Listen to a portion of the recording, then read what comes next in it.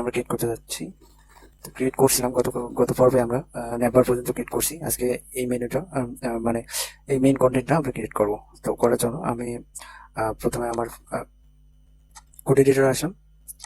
তো আসার পর আপনাদের একটা জিনিস পরিচয় করে দিই, যে হলো এগুলো হচ্ছে আমার হচ্ছে ইমেজ আর কি।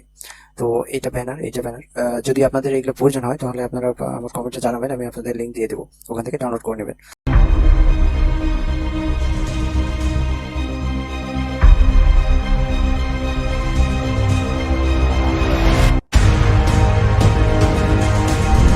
তো দেখেন এখানে আমার যে লেফট ব্যানার, রাইট ব্যানার, তারপরে হচ্ছে আপনার যে পিকচার, এগুলো সব কিন্তু এখানে আছে আর কি। তো আমাদের ফার্স্টে আমরা একটা সেকশন ক্রিয়েট করব।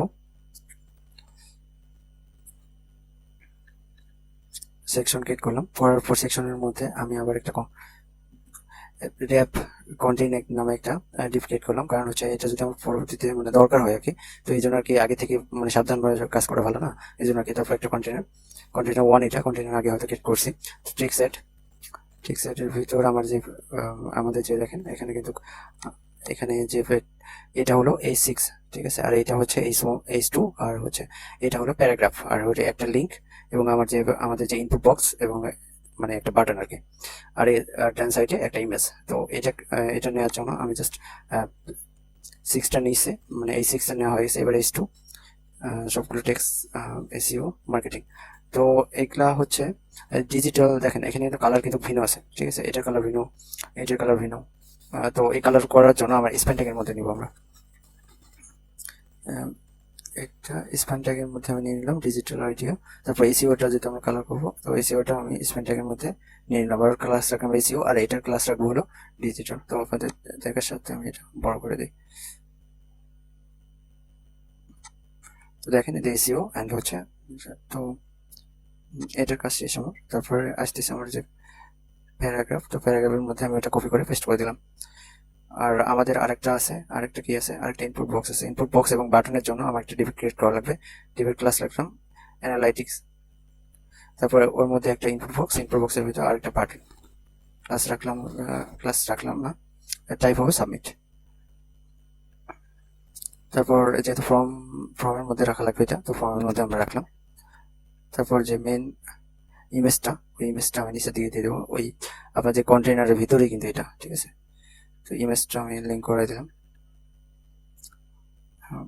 আপনাদের বোঝার ক্ষেত্রে।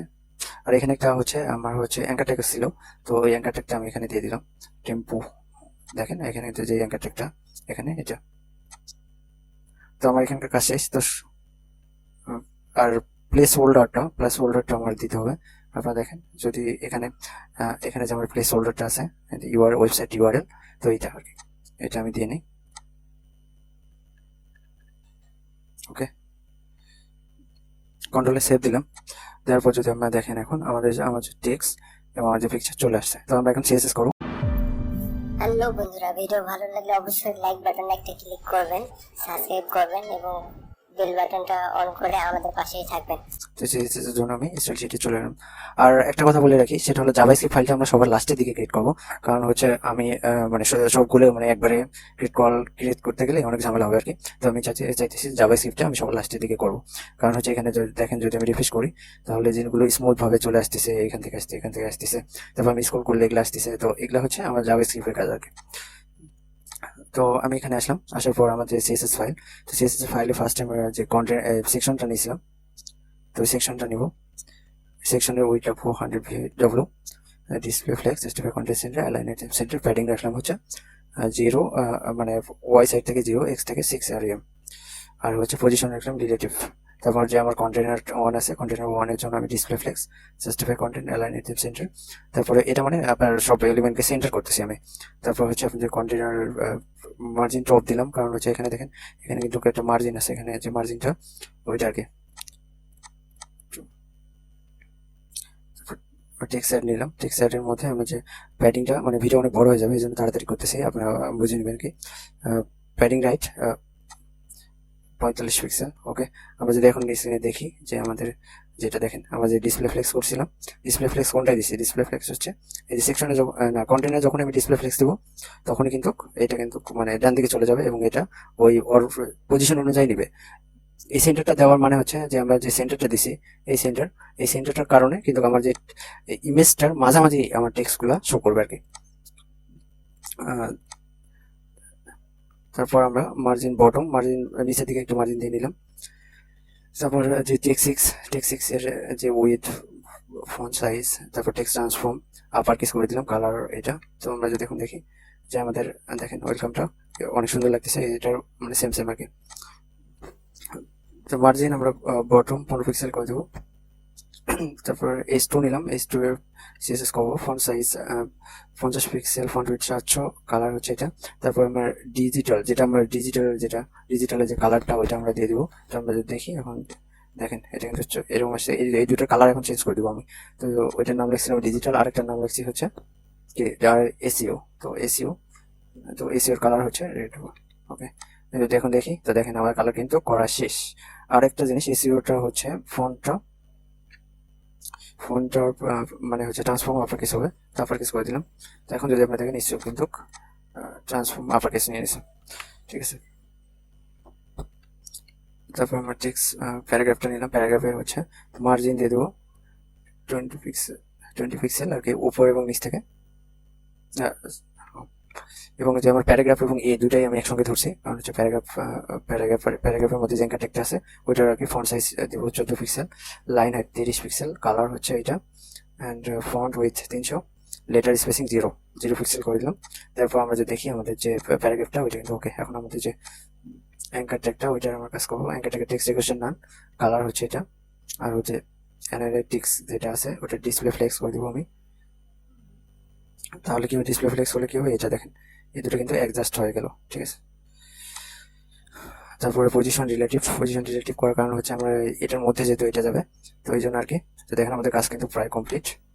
তো পজিশন অ্যানালিটিক্স এর ইনপুট বক্সের যে হাইট হবে 4 rem এবং উইথ দিলাম 26 rem। তো আমরা যদি দেখি এরকম আসছে, তো আসুক, সমস্যা নেই, আমরা সব ঠিক করে নেব। ব্যাকগ্রাউন্ড কালার এইটা, আমরা দেখেন ব্যাকগ্রাউন্ড কালার কিন্তু এটা হয়েছে। তারপর আমাদের বর্ডার নান, আমি কোনো বর্ডার নেবো না, কারণ বর্ডার হচ্ছে এটা যে আপনার যে চতুর্দিকে যে ব্ল্যাক কালার এটা বর্ডার আমি আউট করে দিলাম। তারপর বর্ডার রেডিয়াস 30 পিক্সেল, যদি এখন সেভ দিই তো আপনারা দেখেন এটা কিন্তু গোল হয়ে গেছে, ঠিক আছে। তো আমরা আউটলাইন নান, প্যাডিং লিফ নিব 25 পিক্সেল।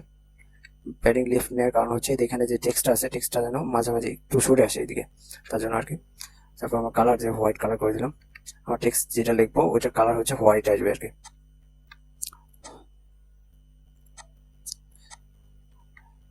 তারপর আমার যে অ্যানালিটিক্স এর ইনপুট বক্সের প্লেস হোল্ডার আছে, প্লেস হোল্ডারের কালারটা আমি দিয়ে দেবো, প্লেস হোল্ডার কালার হোয়াইট দিয়ে দিলাম। তাহলে দেখবেন যে মাঝখানে যে টেক্সট আছে ওটা প্লেস হোল্ডার কালারটা হোয়াইট নিয়ে নেবে। তারপর বাটনটা নিলাম, বাটনের হচ্ছে পজিশন অ্যাবসোলিউট, ব্যাকগ্রাউন্ড কালার এটা, আর প্যাডিং হচ্ছে 1 rem, আর হচ্ছে উইথ মানে এক্স হচ্ছে প্যাডিং ওয়াই হচ্ছে 1 rem এবং এক্স হচ্ছে 2.4 rem। তারপরে যদি দেখেন তো এটা অনেক বড় হয়ে গেছে। আর হচ্ছে আমার যে বাটনটা ওইটা কিন্তু হোয়াইট কালার শো করতেছে। তো ওটার বর্ডার নান, আবার সেই আউটলাইন নান, তারপর বর্ডার রেডিয়াস 30 পিক্সেল, যদি এবার দেখি গোল হয়ে গেছে। তো রাইট থেকে আমি 19 নিব, ওই 91 নিব, 91 পিক্সেল। তো দেখেন রাইট দিকে চলে আসছে। এখন আমি এটা মাঝখানে যেহেতু নিয়ে আসবো সেহেতু বটম এই দিলাম, আমি এগুলো আগেই মাইপে রাখছি এরকমটা কত হবে আর কি।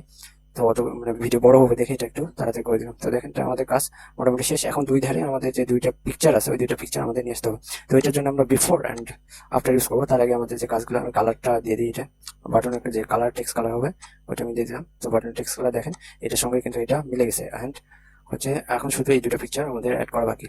তো এই দুটো পিকচারই আসলে মেন খেল, কারণ হচ্ছে আপনি দেখেন এখানে যে আমরা যে সেকশন নিছি এই সেকশনের দুই মাথায় কিন্তু দুটো পিকচার আসবে আর কি।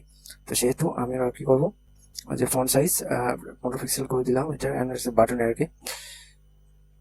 আর দ্বিতীয় কথা হলো, আমার যে আগের যে আমরা সেকশনটা ক্রিয়েট করছি তো সেকশনের পজিশনটা কিন্তু আমরা রিলেটিভ করে রাখছি, কারণ হচ্ছে ওখানে আরো দুইটা পিকচার আসবে আর কি বিফোর এবং আফটারের মাধ্যমে। তো আমরা ফার্স্টলি সেকশন বিফোর ইউজ করবো। তো বিফোরে কন্টেন্ট, তারপর 0, তারপর লেফট 0, টপ 0, তারপর ব্যাকগ্রাউন্ড যে আমার যে ইমেজটা ওইটা আমি দিয়ে দিলাম, এবং যে ব্যাকগ্রাউন্ড রিপিট নো মানে কোনো রিপিট যেন না করে, এবং উইথ রাখলাম 300 পিক্সেল এবং হাইট রাখলাম 466 পিক্সেল। এখন যদি আমি সেভ দিই দিয়ে আপনি দেখেন এই আমাদের এটা এরকম আসছে। তো এরকম আসার কারণ হচ্ছে আমরা যে পজিশন যে ইন্ডেক্স জেড ইন্ডেক্স দিয়ে দিলাম এবং পজিশনটা অ্যাবসলিউট করে দিলাম। এবার যদি আমি দেখি তো দেখেন আমাদের কিন্তু ফার্স্ট ইমেজটা চলে আসছে এবং আমার এবার ডান সাইডের ইমেজটা লাগবে। তো ডান সাইডের ইমেজের জন্য আমরা এটাই কপি করে দিয়ে দেবো। তো ওই সেম যেহেতু, আচ্ছা তো দেখেন সেম কিন্তু উইথ এত, হাইট এত। তো আমাদের যে জেড ইন্ডেক্স না দিলেও সমস্যা নেই, ওই সেমই আমি আবার দিয়ে দিলাম। তো এবার যদি দেখি আমাদের যে ডান সাইডের ইমেজটা চলে আসছে, তো মোটামুটি হয়েছে আর কি, সেম টু সেম। আপনারা যদি দেখেন এটার সঙ্গে এটা মিলাইতে পারবেন। আরেকটা জিনিস করতে হবে, সেটা হলো আমার যে মানে এখানে আমি আরেকটা সেকশন নিয়ে রাখি, কারণ হচ্ছে দুইটা সেকশন দিয়ে আমি একটা মানে স্ক্রল করবো আর কি। তো এই জন্য আর কি আমার সেকশনটা আমি নিয়ে নেবো, সেকশন 2। ওকে, কন্ট্রোলে সেভ। তারপর এই সেকশন 2 এর যে আমি এখানে হাইট ওয়েট দিয়ে দেবো, তাহলে এটা স্ক্রল করতে দেবে আর কি। যদি আমি এবার যদি নিচের দিকে যাই তো দেখেন আমাদের নিচে ফাঁকা আছে। তো আমরা পরবর্তীতে ওই মানে নিচের যে মেনুটা আছে এটা করবো, এটা তো দেখার মতো রইলো। এবং ভিডিওগুলো অনেক বড় হয়ে যাবে, এই জন্য আর কি স্টেপ বাই স্টেপ করতেছি। তো আশা করি আপনাদের কোনো সমস্যা নেই। সমস্যা হলে আমাকে অবশ্যই কমেন্ট বক্সে লিখে দিবেন। ওকে, হ্যালো বন্ধুরা, ভিডিও ভালো লাগলে অবশ্যই লাইক বাটনে একটা ক্লিক করবেন, সাবস্ক্রাইব করবেন এবং বেল বাটনটা অন করে আমাদের পাশেই থাকবেন।